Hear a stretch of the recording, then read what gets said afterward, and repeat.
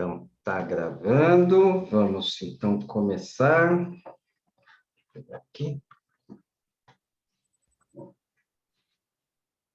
Mas ela já era tão magrinha, arriscou Virgínia habilmente.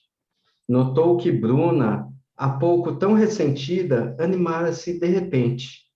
Piorou então? Piorou, gemeu Otávia, mordiscando a ponta do lápis. Virou um menino tão sem graça e Virgínia desviou o olhar para a boneca. Então descobriu. Bruna não gostava de Letícia. Devia ter havido alguma coisa entre ambas. E Otávia valia-se disso na tentativa de reconciliação. Não acho que tenha piorado propriamente, começou Bruna, afetando cansaço. De fato, emagreceu e está alta demais. Parece um rapazinho. Ah, Bruna, exclamou Otávia, abrindo mais os olhos claros. Não existe no mundo ninguém tão sem graça, você sabe disso.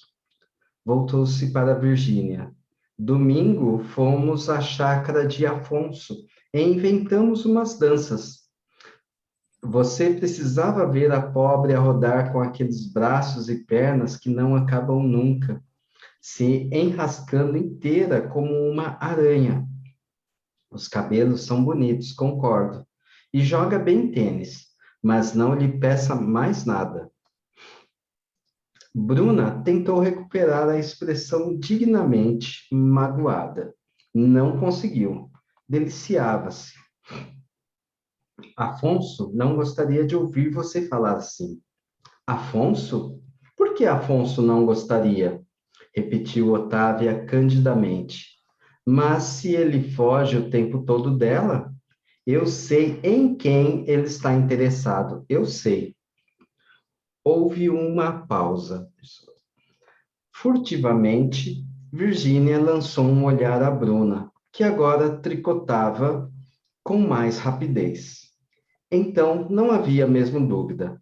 Ela gostava de Afonso e tinha ciúme de Letícia. Mas como era possível alguém gostar de Afonso? Estranhou abotoando o vestido da boneca. Era desengonçado, burro, vivia chateando todo mundo com aquele queixo pontudo sempre erguido. E o sorriso detestável. Morava com os avós numa chácara e dizia-se poeta. Eu sou Afonso, foi logo dizendo na primeira vez em que a encontrara. Já ouviu falar muito em mim, não? Se ainda não ouviu, ainda ouvirá, minha menina, ainda ouvirá. Você precisa conhecer a chácara, murmurou Otávia, tocando com o lápis em Virgínia. Teve um olhar para o desenho. Arrancou a folha, amassou-a devagar até transformá-la numa pequena bola. Recomeçou a desenhar na página seguinte. Lembra, Bruna, que delícia aquele piquenique? Sabe, Virgínia, na beira do rio tem uma árvore enorme. Os galhos mais baixos quase tocam a água. A gente então se dependura neles e fica com os pés na correnteza. Mas isso quando Frau Herta está longe, porque senão ela tem um ataque. Nunca vi ninguém com mais medo de se afogar, parece a Alice. Quem foi ao piquenique? Nós, eu, Bruna, Conrado, Letícia e Afonso. Estávamos abrindo o lanche quando Conrado subiu na árvore. Foi até o último galho e ficou na ponta dos pés, de braços abertos. Atenção, vou voar! 1, 2, 3 e poft na água. Caiu o vestido com sapato e tudo. Riram-se as duas e Virgínia acompanhou-as com um sorriso. Era essa a espécie de conversa que temia e ao mesmo tempo desejava. Porque Afonso nunca se lembrara de convidá-la? Por quê? Fechou nas mãos os cachos louros da boneca. E de todo o grupo, só Conrado a tratava com a mesma paciente doçura com que tratava Otávia e Bruna. Mas Conrado estava sempre com eles, acompanhava-os o tempo todo. Jamais se lembraria de perguntar por ela, de exigir sua presença. Mas por que vocês não convidam Virgínia? Sentiu-se abandonada, largada lá atrás. Não fosse ele um bom nadador, observou Bruna. E quando te coroou, lembra? Que loucura! Coroou? Repetiu Virgínia como um eco. Pois ele fez uma linda coroa de eras e não sossegou enquanto não conseguiu coroar Otávia em pleno galope. Os dois galopando como doidos. Foi uma loucura, os cavalos podiam se assustar. E no outro tom, porque Letícia não quis entrar no... Por que Letícia não quis entrar no rio com vocês? Aquele trecho era raso, até a Fraulein tinha deixado. Nem o maiô ela vestiu. Fraulein não deixou?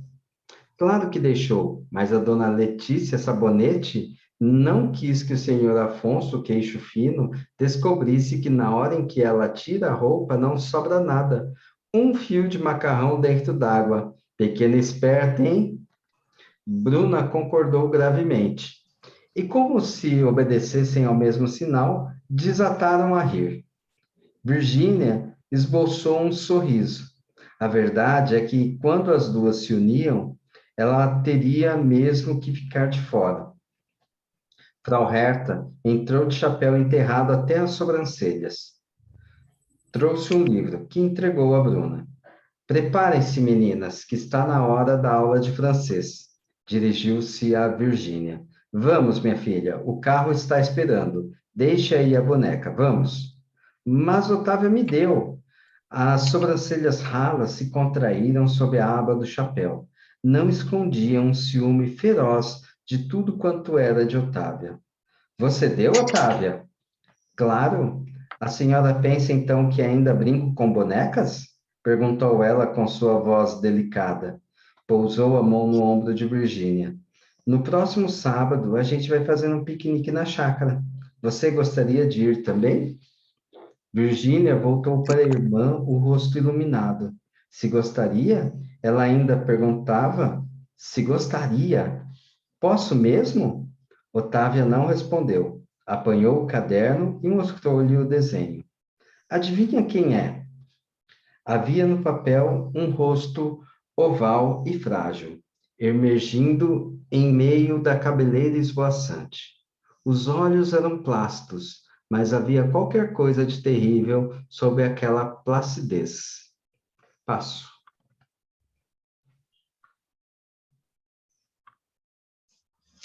Posso ir? É você, Otávia? Não, é mamãe.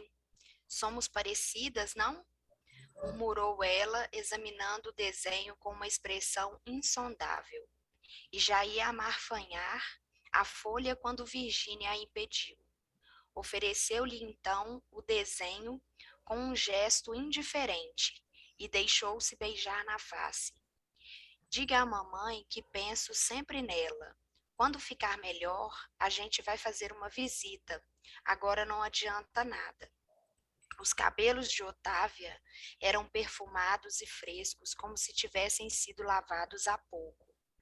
Num impulso de entusiasmo, Virgínia quis apertá-la nos braços, como fizera com a boneca, mas Otávia já se esquivava. Bruna despediu-se com um aceno. Não esqueça de dizer à mamãe que tenho rezado muito por ela. Todas as noites rezo um terço. Deus te acompanhe. Virgínia seguiu Frau Herta em silêncio, mas ao passar pela porta do escritório, tocou-lhe no braço suplicante. Posso? Está bem, mas só um instante. Seu pai está fazendo um trabalho importantíssimo. Não deve ser incomodado. O escritório era espaçoso, mas sombrio, com estantes que forravam as paredes até o teto. As cortinas cor de vinho estavam descerradas. Contudo, embora o dia estivesse luminoso, a luz que chegava até a mesa era tímida e frouxa. Virgínia aproximou-se na ponta dos pés, respirando compenetrada aquele cheiro morno de livros, fumo e couro. Natércio pousou a caneta e ergueu a cabeça. Estendeu a mão morena e peluda. Como vai, Virgínia? Deus te abençoe, acrescentou, recostando-se na cadeira. Acendeu o cachimbo e encarou-a com firmeza. Parecia procurar alguma coisa nela. Virgínia sentia as meias escorregando pelas pernas abaixo, mas não teve coragem de puxá-las. Que será que ele procura em mim? Estava com saudades do Senhor, pai. Eu também estava com saudades. Quais são as notícias? Ainda sou a terceira da classe, mas Dona Otília já avisou que no mês que vem vou passar para o segundo lugar. Verdade? Que bom! Disse ele, acariciando-lhe a cabeça. O gesto era pesado, duro. Você é bem mais estudiosa do que suas irmãs. Otávia então caiu. Otávia então, muito. Virgínia baixou os olhos brilhantes. Ele me ama. Sim, ele me ama. Não gosto é de fazer contas. Ele franziu o sorriso para fora. Mordiscou o cachimbo. Quero que tenha boas notas, porque logo você vai frequentar o mesmo colégio das suas irmãs. É um colégio de freiras, um excelente colégio. Será semi-interna como elas, vai cedo, almoça lá. Esse regime vai ser bom para você. O senhor está falando sério? Ah, papai, estou tão contente, eu queria tanto. Calou-se, emocionada demais para poder prosseguir. Viu-se no uniforme de larga saia preguiada, cor de azeitona, e a blusa branca, e as solenes meias pretas. Fascinavam-na aquelas meias compridas e pretas. O almoço é mesmo no colégio? No colégio, à tarde o carro irá buscá-las. Virgínia encarou-o. Tremia de emoção. No canto direito da boca, ele tinha um sulco mais profundo, denunciando o lugar onde ficava o cachimbo. Reparou então que esse lado do rosto era mais velho do que o outro. E do pai? Quem tem pena do pai? Um dia desses, minha mãe perguntou pelo senhor. Ele baixou a cabeça, tinha cabelos negros e luzídeos. Pousou o polegar na brasa amortecida do cachimbo. Não lhe falta nada, Virgínia? Nada. Frau Herta torcia impaciente a maçaneta da porta. Vamos, queridinha. Vá com Deus, filha, disse ele, estendendo-lhe a mão, e só então notou o rolo que ela apertava debaixo do braço. Que é isso? Virgínia desenrolou o desenho.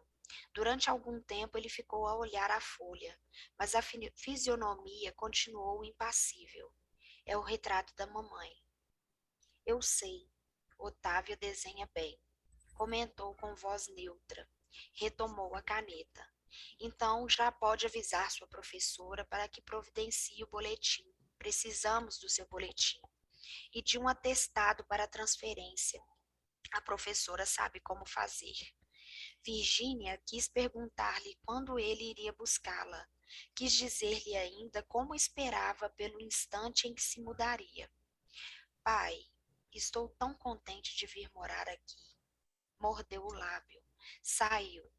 Era errado ir embora e contudo sentia que seria errado também se ficasse. Encontraram Otávia que vinha vindo do jardim. Que é que você está fazendo, Otávia? Indagou Frau Herta. Devia estar preparando sua lição, não devia? Pensei que tivesse esquecido minha gramática lá fora. Esgueirando-se por entre a coluna de figos, Conrado passou para o jardim da outra casa. Virgínia empalideceu. Tinha certeza de que a governanta o notara também, mas a mulher não demonstrou ter visto nada. Ah, essa cabecinha! Valendo os verbos que volto já. Vite, vite. Otávia inclinou-se numa reverência graciosa. Sorriu candidamente ao se voltar para Virgínia. Ia me esquecendo de uma coisa. Começou baixinho. Alargou o sorriso num risinho sonoro. Imagine que todas as manhãs um anjo vem acordar Bruna com um beijo. Já pensou? Abriu os braços num movimento lerdo de asas. Um anjo. A cara de Frau Herta se tingiu de um vermelho feliz. Afastou-se, simulando irritação, e Virginia seguiu-a, rindo só para lhe ser agradável. Mas de repente lembrou-se da chácara. Então, nós vamos lá no sábado, hein, Otávia? Otávia encostara-se no umbral da porta. Enrolava distraidamente no dedo um anel de cabelo. Vamos aonde? Na chácara. Ela inclinou-se para acariciar a gata que se insinuara por entre suas pernas. Alice, estenda esta patinha e diga adeus à nossa irmã assim. Adeus, Virgínia. Talvez te escreva. Oh, sim, talvez, cantarolou, tomando a gata ao colo. Virgínia afundou na almofada do automóvel. Sábado, ninguém mais se lembraria de convidá-la. Lançou um último olhar às duas casas tão próximas quanto parecidas. E Conrado? Quis vislumbrar a cerca de ficus por onde ele fugira. A solidão baixara em torno como uma cortina. Ali deixava o pai, as irmãs, os vizinhos, Conrado e Letícia, todos que mais a fascinavam, embora sentisse medo em meio desse fascínio. Ali ficavam os chás com bolos fofos e xícaras de florinhas azuis, tudo tão perfumado, tão calmo.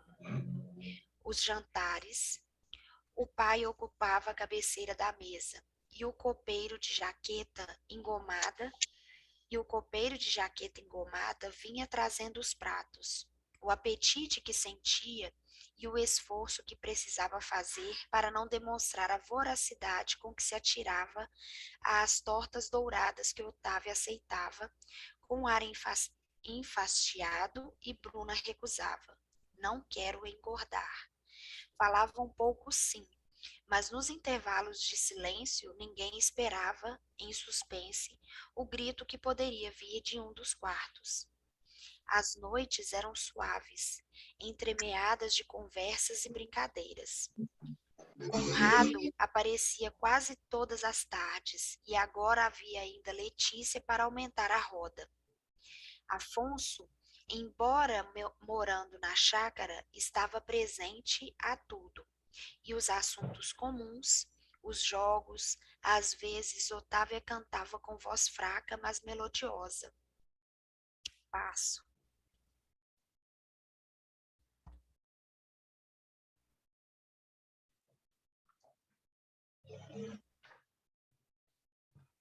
Posso? Pode. Viu-se no meio do grupo. Falava desembaraçadamente. E todos ouviam, deslumbrados. Conrado podia tocar piano, mas desta vez não era Otávia quem cantava. Canta mais, Virgínia, pediam. Frau Reta concordaria. Uma artista. O sábado na chácara. Tinha o mesmo chapelão de palha da moça da folhinha e o mesmo vestido, a longa saia aberta sobre a relva florida. Conrado chegaria a galope, trazendo triunfante coroa de eras. Fechou os olhos. Agora ele subia no galho mais alto da árvore. Vou voar, Virgínia. Vou voar. Frau Reta pousou seu joelho, a mão ossuda. Estava dormindo? Chegamos. O botão de rosa desabrochava dentro do copo d'água.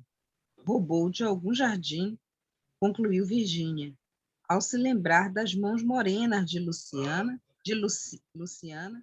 mergulhando a arte dentro do copo. Sempre traz uma flor para a mesa dele. Percorreu com um olhar atento o pequeno cômodo que era o escritório de Daniel. Tudo continuava exatamente igual ao dia em que entrara ali pela primeira vez. No entanto, nos móveis, no tapete puído, nos livros, parecia haver uma poeira muito fina. quase imperceptível, de tão fina, mas suficiente para dar a tudo uma embaçada atmosfera de abandono. Desde que Laura piorara, ele não saía quase do quarto, e há muito não o via vertir-se, não ouvia estirar-se naquela velha poltrona, como sempre fizera depois do jantar, e ali ficar ouvindo música. Deixava a porta aberta para atender a enferma, caso ela chamasse. Mas nesse tempo ela dormia cedo, disciplinada como uma colegial. E ele se punha a ler pela noite adentro, a música em surdina na vitrola. Os discos que punha para tocar eram sempre os mesmos e tinham um som um pouco gasto, como se estivessem esgotados. Mas ele os repetia 10, 20 vezes sem parar. Da cama, Virgínia habituara-se àquela música remota e, contudo, nítida. A princípio, achara sem sentido, mas certa noite, na escuridão do quarto, ao ouvir os discos, que já sabia fazerem parte do álbum de Beethoven, recebera-os com um obscuro sentimento de cumplicidade. A música tinha um enredo e desafiava esse enredo como uma pessoa amiga que entrava para uma visita. Uma pessoa muito amiga, mas muito estranha, que ora chorava, ora ria, repetindo de vez em quando o começo da historinha. Sabe, Virgínia, eu vou contar. Era uma vez. As histórias começavam bem, mas de repente tomavam um rumo imprevisto e vinham um assunto que nada tinha a ver com o início. Ramificavam-se. Eram queixas, protestos. Ela já os conhecia de cor. Agora vem a raiva, mas já vai passar. E, de fato, logo após vinham os sons brandos, lentos, como que cansados devido ao acesso. E a história recomeçava numa obsessão. Sabe, Virgínia, mas eu estava contando. Era um amigo difícil, triste, por isso mesmo era preciso ter paciência comigo. Virgínia deslizou a mão pelo álbum de disco, contornou com as pontas dos dedos, uma por uma, as letras douradas. Beethoven assoviou baixinho o começo daquela história, que ele nunca conseguia terminar. Parece a mãe falando. Vai ver que era louco também. Desviou o olhar para o botão de rosa em cima da mesa, e sua fisionomia enrijeceu-se. Via na corola que se entreabria a face escura de Luciano. Aproximou-se mais, ao lado da pasta de couro, de um verde amadurecido. Estava o porta-retrato, também verde, com raminhos de trevo nas cantoneiras da moldura.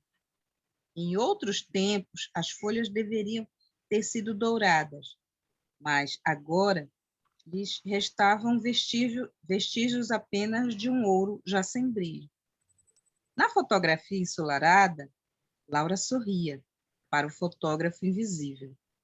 Tinha o tronco teso e as mãos docemente pousadas nos braços da cadeira de vinho.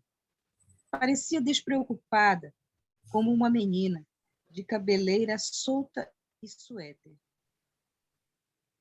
Virgínia ainda olhava o retrato, mas pensava agora na manhã anterior, quando encontrara a enferma assim tranquila.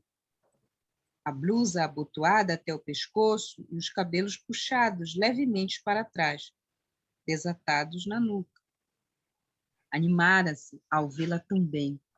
Chegar a ser mesmo possível. E por que não? Pensou, tomando entre as suas mãos descarnadas. As faces também macilentas e o olhar tinham qualquer coisa de estagnado, visto mais de perto. Contudo, na voz, nos gestos, no olhar, havia algo que fazia mais real, mais palpável. Ela que se tornara uma figura tênue, como um sonho na escuridão. Mãezinha, escuta, começou sofregamente. Houve uma festa tão bonita na escola, você precisava ver. Acrescentara, ajoelhando-se ao lado do divã, e contara-lhe os últimos acontecimentos, exagerando alguns, inventando outros, dando à narrativa um tom febril de alegria. Cada menina representava uma estação do ano. Eu? Reviu-se entre as rejeitadas no fundo da sala, os olhos pregados no palco, as mãos torcendo o programa. Eu fui a primavera. Dona Otília fez nossos vestidos de papel crepom. O meu era cor-de-rosa, todo cheio de flores, e na cabeça eu tinha... Num galope desenfreado, passou Conrado, coroando Otávia. Na cabeça eu tinha uma coroa de Eras. Minha colega, Natividade, foi o outono. Entrou dançando na pontinha dos pés, com uma bandeja de frutas. Mas, de repente, escorregou numa popola e caiu com bandeja e tudo, em cima dos convidados. Ah, mãe! Ah, mãe, você não faz ideia como foi engraçado. Laura riu, inclinando a cabeça para o peito, mas quando ergueu novamente o rosto, tinha uma expressão desamparada. Torceu as mãos. Meu amor, você prometeu. O sanatório? Não, você prometeu. Diga que me ama e que vai ficar comigo, diga. Suplicara com voz quente de paixão. De certo, me confundiu com o tio Daniel, pensou Virgínia, recolocando o porta-retrato na mesa. Mas por que ele? Mas por que com ele? Por quê? Encolheu os ombros. Os loucos têm umas coisas, nunca se sabe. Abriu o tinteiro, estava seco. Evasivamente, contornou a pasta de couro, raspando de leve os pingos de tinta perceptíveis dos cantos. Em seguida, fez girar o cinzeiro de vidro riscado no meio por um profundo rachão. Revolveu superficialmente a cinza e avançou até tocar no copo. Então, num gesto rápido, preciso, agarrou o botão de rosa e o escondeu no bolso do avental. Foi quando sentiu que havia alguém atrás, parado na porta. Estremeceu. É Luciana, resistindo ao desejo de se voltar para ver. Pôr-se a assobiar, baixinho, fingindo examinar os livros da estante. Digo que guardei o botão para pôr dentro de um livro. Resolveu e voltou-se para pôr. Era Daniel. Tinha as mãos metidas nos bolsos e uma expressão ansiosa no olhar. A barba crescia, punha uma sombra azulada na pele cor de cera. Posso ajudar, Virgínia?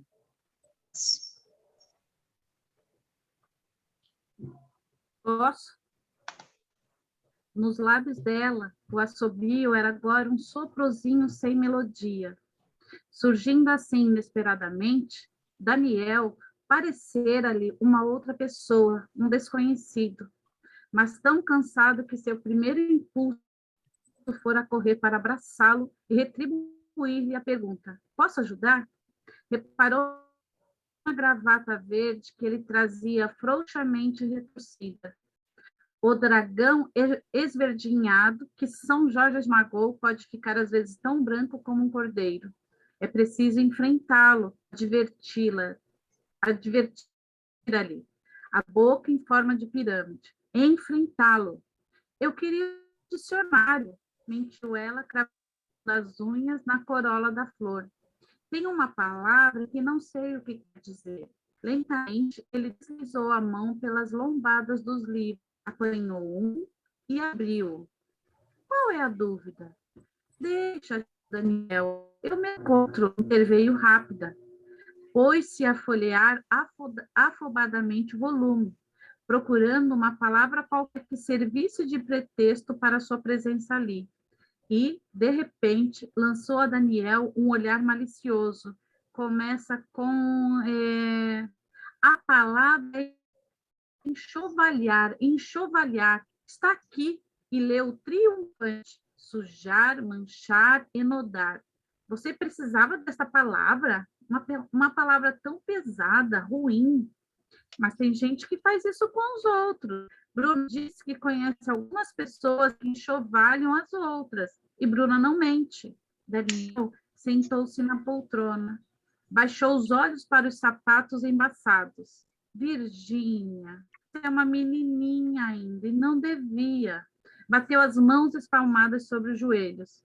Parecia agora falar consigo mesmo, abstrato e exausto. O senhor sabe que eu faria tudo para que ao menos ela se salvasse. Tudo, meu Deus, tudo.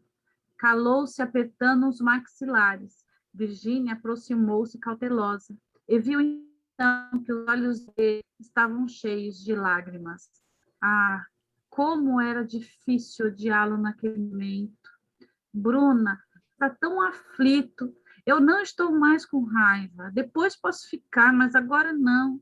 Dentro do bolso, suas mãos se abriram e se fecharam em torno da corola dilacerada da flor. Um espinho picou-lhe o dedo. Foi o sinal.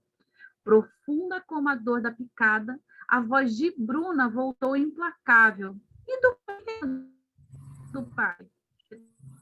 Procedendo, ela desviou de Daniel a face enrijecida, vagou o olhar pela mesa e acabou por fixá-lo no retrato de Laura, que parecia esperar pacientemente por um sinal do fotógrafo para então se levantar e ir embora. Ela piorou? Você ia me dizer outra coisa, Virgínia. Não quer dizer mais? O vento descerrou a janela. Agitaram-se as cortinas emurchecidas. Ela inclinou a cabeça para o ombro e abriu as mãos. Não sei, tio Daniel, sei o que eu ia dizer antes. Ele recostou a cabeça no espaldar da poltrona. Não? Virgínia, você fez agora um gesto que fazia quando era pequenina assim. Quando qualquer pessoa se despedia e ia embora, você ficava olhando para o lado por onde a pessoa tinha desaparecido. Abria os braços e repetia, acabou, acabou. Então dava uma certa tristeza, porque a gente ficava com a impressão de que a pessoa não voltaria nunca mais. Estava mesmo tudo acabado. Acabou-se. Pois é, acabou-se. Acabou-se o quê? Ele abriu os braços, imitando-lhe o gesto. Em seguida, acendeu um cigarro. Ri ainda. Nada, meu bem. Eu estava pensando noutra coisa. Virgínia aproximou-se, baixou o tom de voz. Ela piorou, sim. E Bruna disse que depois de um certo ponto, eu sei, mas ela não vai chegar a esse ponto. Então vai sarar? Ele demorou para responder. Encarou-a. Não. Inclinando-se dolorosamente, Virgínia agarrou os ombros. Mas não vai morrer, hein, tio Daniel? Não é isso? Fala, tio Daniel, fala. Uma lufada de vento escancarou a janela. As cortinas quase tocaram no teto, e no mesmo instante tudo se aquietou novamente. Ele voltou o olhar para o céu de aço. O que é que você entende por morrer? A pergunta fê-la vacilar. Levou o polegar à boca e ficou passando a ponta da língua na unha roída. Morrer, morrer. Pensou em Isabel, de Margarida. Tinha morrido um mês depois da primeira comunhão e todas as alunas do catecismo foram vê-la, vestida de branco, com a coroa de lírios de pano no alto da cabeça e um ramo de jasmim na mão. Parecia mais branca e tão satisfeita no seu caixão cor-de-rosa que ninguém tinha vontade de chorar ao vê-la assim. é a vontade de Deus, dizia a mãe, assoando-se no lenço limpo. Nesse dia, tudo pareceu-lhe mais limpo e mais calmo naquele porão. Também a morte lhe pareceu uma coisa clara, simples, era a vontade de Deus. E essa é uma vontade forte, pensou. Mas havia andorinha que sepultara certa manhã numa caixa de sapato, debaixo do pessegueiro. Desenterrara alguns dias depois para ver o que havia acontecido. Aquilo era a morte. Os bichos comem a gente. Ele tocou-lhe a mão. Mas a gente não é só isso, entende? Dentro desse corpo, Virginia, há como que um sopro. Isso é o que a gente é de verdade. E isso não morre nunca. Com a morte, esse sopro se liberta. Vai-se embora, varando as esferas todas, completamente livre, tão livre, se apaga como uma lâmpada, esfria como... E Daniel fez uma pausa, vagando o olhar em redor, exatamente como um ferro de engomar que você desliza cada. O ferro vai esfriando, esfriando, e se transforma apenas um morto, sem calor, sem vida. A diferença é que o calor do ferro elétrico se perde quando é desligado, ao passo que esse calor das suas mãos, esse brilho dos seus olhos, esse sopro, esse alento, calor. Apertou um pouco os olhos que refletiam uma intensa paz. Ah, meu bem, se eu pudesse fazê-lo entender, triste é o que está acontecendo agora, e não o que vem depois. Entendo. O Senhor quer dizer que a morte, para minha mãe, será muito melhor do que a vida. Mas, e se ela sarar? Se puder viver como todo mundo? Ele deixou no cinzeiro o cigarro que se apagara. Uma vez, quando eu era menor ainda do que você, brincava com um espelhinho à beira de um poço da minha casa. Eu morava numa fazenda meio selvagem. O poço estava seco e era bonito o reflexo do espelhinho correndo como uma perna pela parede escura. Sabe como é, não? Mas, de repente, o espelho caiu e se espatifou lá no fundo. Fiquei desesperado. Tinha vontade de me atirar lá dentro para ir buscar os cacos de meu espelho. Então, alguém, acho que foi meu pai, levou-me pela mão e me consolou, dizendo que não adiantava mais nada, porque mesmo que eu juntasse por os cacos todos, nunca mais o espelho como antes, sabe, Virgínia? Vejo Laura como aquele espelho despedaçado. A gente pode ir lá no fundo e colar os cacos, mas tudo em que ele vier a refletir, o céu, as árvores, as pessoas, tudo, tudo estará como ele próprio, partido em 1000 pedaços. Veja bem, triste não é o que pode acontecer. A morte, por exemplo, triste é o que está acontecendo neste instante. Ela tem a cabeça doente, o coração doente, e não há remédio. Só o sopro lá dentro é que continua perfeito como o espelho antes de cair no chão. Passo.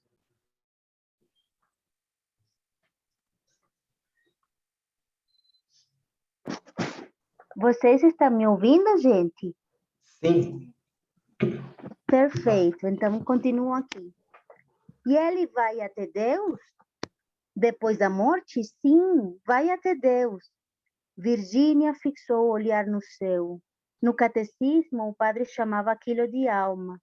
Se era pura, ia diretamente para o jardim divino que resplandecia como um sol, com anjos corados e gordos voando em banhos pelo espaço afora, com flores e mais flores brotando dos canteiros de nuvens, dispostas em círculos em redor de um trono de ouro. Harpas eram tocadas pelos anjos maiores. Concentrou-se. Como seria o som das harpas? Não, a harpa não servia. Violino mesmo que este conhecia bem. Anjos maiores tocavam violinos.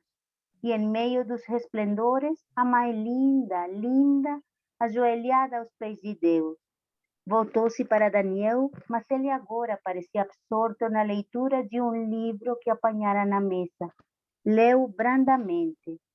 Last night I flew into the tree of death. Southern and outer wind did me sustain. and I from feather puppet on its swim, rat in my element was bird again. Calou-se, fechou o livro e teve um sorriso para o pequeno rosto interrogativo e grave. Esses versos, Virgínia, são de um poeta inglês. Um dia você ainda vai conhecer tudo isso, acrescentou, estendendo-lhe o livro. Fique desde já com ele. Esse é um autor que você vai amar.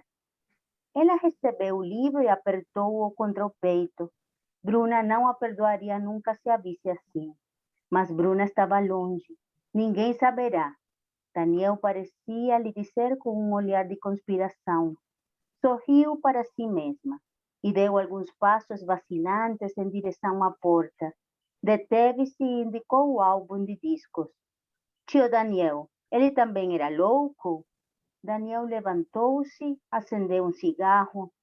Beethoven? Não, não era louco. É que todos eles eram assim, diferentes, entende? Principalmente Beethoven, que era muito infeliz, surdo, feio.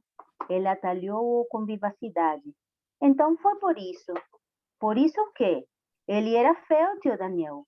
Por isso ficava às vezes tão furioso, como se quisesse xingar. Então tocava. É muito ruim ser feio. Daniel tomou-lhe o queixo, acariciou-o. Mas, meu bem, por que você fala assim? Eu sou feia. Você é feia? Que ideia! Ouça, Virgínia, agora você é uma menininha ainda, e nada disso tem a menor importância. As meninas precisam ser boas e saudáveis. Só isso é importante. Mas quando você crescer, então sim, então vai ficar bonita. Eu tenho certeza que vai ficar uma moça tão bonita. Passou de leve a mão pela cabeça desalinhada. Será morena e quieta como a tarde, de uma beleza quase velada, e terá olhos de espanto, lustrosos como os da gacela. Gacela? É um bichinho de pernas compridas e olhos graúdos, assim como os seus. Amará a música e a poesia, e um belo dia conhecerá um príncipe que se ajoelhará aos seus pés. Virgínia, meu reino te espera. Não, não, exclamou ela em meio de um riso estridente. Eu digo que não e o príncipe vira um sapo. No silêncio que se seguiu, ela pôde ouvir o próprio riso ir se desfazendo aos poucos. A mãe pairando entre nuvens de anjos, o príncipe montado num cavalo branco, a fascinante imagem do seu rosto futuro, tudo desapareceu como uma bolha ao tocar o chão. E Luciana? Ele desviou o olhar do pequenino rosto que se recompunha, desconfiado, astuto, quebrara-se um encantamento. Que tem, Luciana? Ela vai continuar aqui com vocês? Quero dizer, depois que eu for embora? Sim, continuará aqui se quiser. Tem sido tão nossa amiga, não é mesmo? Mas ouça, Virgínia, não se preocupe mais com os outros. Eu cuidarei da sua mãe, Luciana cuidará de mim, alguém há de cuidar dela. Não pense tanto em nós. Pense agora em você, morando com suas irmãs e seu pai naquela casa tão bonita. Pense na sua vida lá com eles, nos seus estudos, nas suas festas. Nós nos arrumaremos, fique tranquila. Faça de conta que isto é um barco que está querendo afundar. Você precisa ir depressa para um outro, entendeu? E você? Ele riu baixinho. Pois já disse, meu bem, eu tenho que ficar até o fim. Sou o comandante. E o comandante não pode fugir, acrescentou empertigando-se. Mudou o tom de voz, apertou os olhos úmidos. Quero que saiba que fiz o que pude, Virgínia, e que lhe quero muito, viu? Não faz mal que você não goste de mim. Eu compreendo. Não se preocupe com isso também. Agora vá almoçar, que deve estar na hora da sua aula. Ela chegou a ficar na ponta dos pés para beijá-lo no rosto. Mas eu gosto de você, tio Daniel. Não devo gostar. Bruna proibiu. Mas apesar de tudo, eu gosto. Deixou cair os braços, confusa, irritou-se consigo mesma e, odiando-o a perceber que ele adivinhara o gesto, deu-lhe as costas e fugiu. Continua? Acho que agora são 19h53. Acho que podemos parar, comentar Certo. e dizer, então, o que ficou do dia de hoje. Nossa, que triste, né? Você pensar numa menina numa situação dessa com a mãe, né? Apesar da história, né? Do Daniel com a Laura e tudo, mas é tão triste você ver uma menina pensando na morte, né? Uma criança é difícil. Esse pedaço hoje foi um pouco mais triste, eu achei.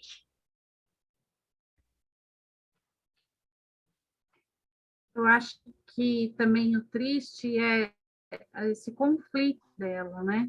De que ela quer o pai e a mãe, mas ao mesmo tempo ela gosta do Daniel. Então é uma menina que entra nessa, como ela coloca, né? Que a Bruna proibiu, porque a Bruna fala mal, mas ela gosta do pai. Então é muito difícil para uma criança viver dessa forma.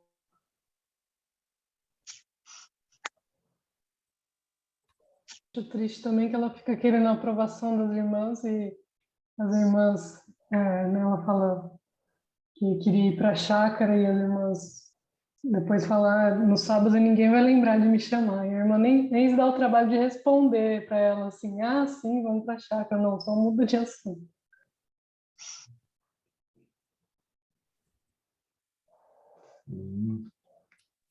Hoje também mais? atenção a questão da morte, né? Quando ele fala assim, a morte é melhor parece que a morte é melhor do que a vida, né? Para ela, para Laura. Como o Daniel descreve a Laura, né? Com essa coisa de que ela é algo quebrado, despedaçado. Isso me chamou a atenção.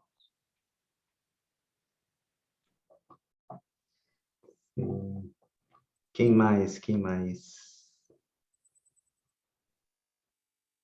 Ai, gente, eu não, assim, não tenho uma frase propriamente, porque eu estou como encantada, com uma certa sensibilidade de um tempo que está sendo descrito, que a gente não viveu e que a gente talvez não conheceria se não fosse por descrições tão específicas, né? A música na vitrola, um copeiro de jaqueta engomada, uma coroa de eiras, são detalhes assim que parece pouco, mas que vão construindo aos poucos uma sensibilidade de um tempo que se perdeu, né? Então, eu estou meio que viajando um pouco nesse tempo, estou adorando essa leitura. Sim. Oi, estão me ouvindo? Sim. Sim, falando das tristezas, fica um pouco dessa comparação da vivência dela com o Daniel e a diferença que ela vê com a casa, com a vida das irmãs, com a mordomia das irmãs, né? E ela saber que ela está e ela sente tudo isso. E outra coisa que também, falando das coisas tristes, todas desses capítulos, ela mostrar para a mãe uma cena bonita de uma coisa que não foi. Ela criar aquela situação da festa, que na verdade não existiu, mas ela quis criar aquela coisa bonita para a mãe. Isso eu achei muito sensível, muito bonito dela, né? Querer mostrar uma coisa que só tinha na cabecinha dela, né? Não ficou isso, é isso aí. Eu acho que também muito pelo medo da rejeição, né? Ela acaba tentando agradar todo mundo, ela acaba tentando criar situações ali para a mãe, pro Daniel e para as irmãs. Eu acho que com esse medo de ser rejeitada, né? Eu não sei, eu sinto muito isso nela também. E o que me chamou a atenção, né, na leitura de hoje, em meio a toda essa tristeza e esses sentimentos todos, foi um momento de muita doçura, um momento que eu achei assim muito lindo. Foi quando ela estava, né, ela estava na biblioteca, olhando os livros e foi pega de surpresa. Pensou até que era a Luciana, mas foi Daniel.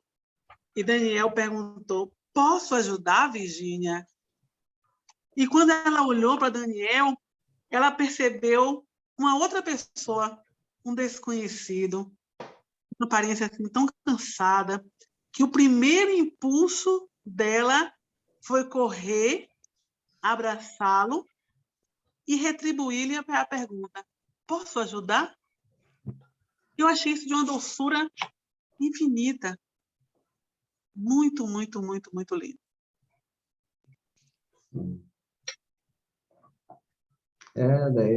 Para mim, fica muito isso, né? Da Virgínia buscando o seu lugar, né?